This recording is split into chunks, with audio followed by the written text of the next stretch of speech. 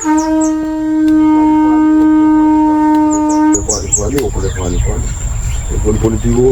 tao, yang di sore, yang masuk sore, beri kanto lawan, kita sekarang malam, kita lang nasalang ilawan, sebagai namu satu dili, poli satu, poli satu,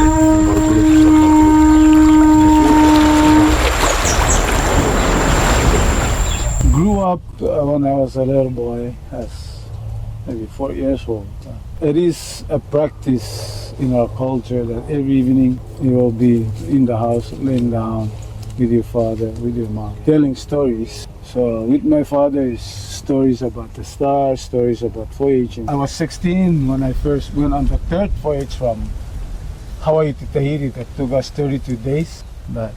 And I went on that voyage, and then of course something hits me and I said, oh, this is, it's a free ticket. You get to see different culture, the way Pacific Islanders greet people when you arrive. So 1985, I already graduated from elementary school. So voyage down to Tahiti, I said, oh, I gotta go home. So this is the voyage of the discovery that they went all over the triangle of Polynesia. Flew home, go just straight to my island, jump on the ship again, come back and attend the high school in Malay.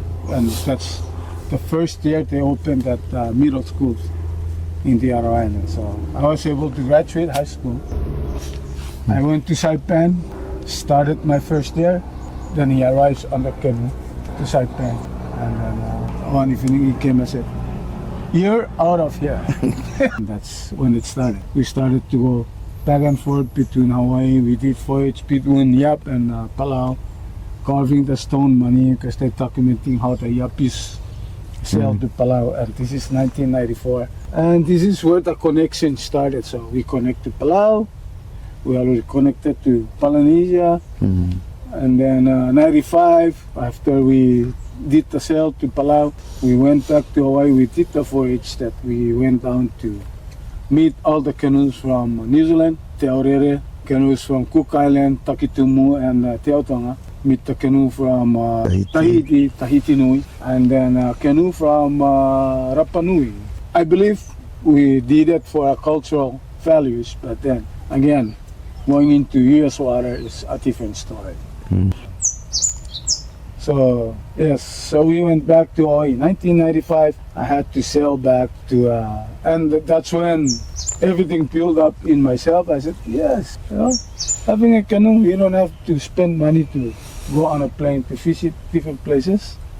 But sail on the canoe, I get to see all these different places, Morea, Mururoa, whatever the islands, Cook Islands. So I was gonna go to California to sail on Ukulea, as not understanding reason why they're gonna sail, but it's just they give appreciation to the Alaskan people that they donated some lots to carve the canoe called Hawaii Loa. But my father went, but he refused to continue on because it's too cold, so he returned back to Hawaii. I was sitting down and then my father said, "Hey, you're not going to stay, you're going back down south." "Oh, with who?" And the Cook Islands already left with the Maoris. So, oh, okay.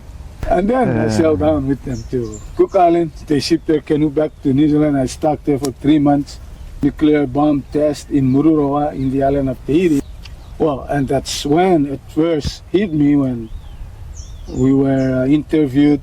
They said, "Here from Micronesia, why do you come to South Pacific and protest against?" I said, "Well, I guess I'm representing Micronesia as a Pacific Islander. I'm coming into South Pacific as I see Marshall Islands being same thing. So I don't know why I'm here, but I'm just interested to come and protest." So I think I'm presenting something. Not that I'm not sure, but now I do understand because, as I said, or Larry said, we met in Jamaica. We both went to represent the Pacific Islanders against the sea mining. So okay, maybe that's when it started in 1995 when I went to protest against the nuclear bomb in Mururoa. So I always keep that story in mind because everything happens, it happens for a reason. I don't understand why I went to Mururoa. It's not a place of mine that I should protect, but it's a Pacific Islands. That's how we live. We sail this big ocean of ours to deliver message in our canoes. We called canoe wa, and it's also referred to the vein in your body. That's where the blood travels to bring health to your body parts. Same thing as a canoe. You travel in this ocean to bring life to this island that needs help. I think we are very lost in our histories. And that's one thing that we need to work on. I used to start to remind me, okay, so the star is there, this is what happened during this day. Or the moon phases. Because the moon phases, it also tells you what night or what day is good for you to go fishing or planting. Those are things that we look at. Just a little bit touch base on the island of Stern, as Larry already explained it. It's the island tells you where to compensate your course line. Because Larry mentioned that you look at the island in our navigation talk, you never move, but the island moves. Which is, it's the opposite way. So in understanding of it, you move, but you always centralize yourself as center of the compass. Yeah. So you never move. Whatever around you moves. So you move, island move, right? So you move to the south, island move to the north. You move to the north, island move to the south. Then that's where you understand where to compensate your course line. My father is always a humble person. As I always said, that when he goes to Hawaii, he doesn't go there to support the Polynesian, but a Peace Corps that married to my adopted sister. They work together in the fisheries. So I believe, as I said, our ancestral spiritual belief, there's a connection that it's missing, and they want to bring us together. So my father was invited by that Peace Corps to take him to Hawaii as a vacation, because they work together and married to my adopted sister. So the connection started. So when they went to Hawaii, the Polynesian Voyaging Society building Hukulea looking for a navigator, and they found a navigator in Santa Cruz, which is before the voyage. He paddled out, never returned. So in that case, that means it will be Polynesia, Melanesia, whatever connection it will be. But in our spiritual, ancestral, they're in the space looking at us talking right now. Then they bring that connection to Micronesia to start from there as a small island nations, and small island countries. It's our responsibility to go what we think it's better for our culture to share. It's something that I have in mind that it's been influenced in our culture, cultural heritage is give me the money, I share with you. But to me, as I said, I've never charged anybody to come and listen and learn, because I carry on my father's dreams.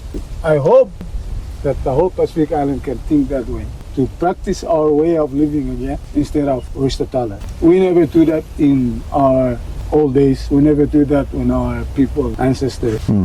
It just, the influence of the Western came and said, oh, you see this one, you can buy land, you can do that.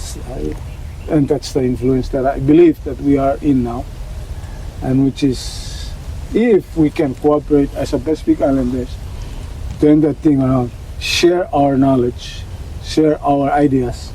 It's in a way that when you build a canoe on the island, it's the effort of the whole community to come donating the ropes. This is what they come and put a time to carve it.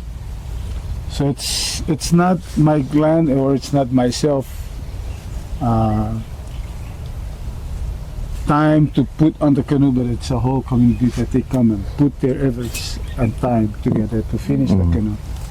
So it's always in our mind, in our heart, that this canoe was done by the community. So when we go sell, we always bring what goods for the community. Of course, you bring what you bring on the canoe for your family, separate from what belongs to the community. to tell them this is the appreciation of what you have done to the canoe of the clan.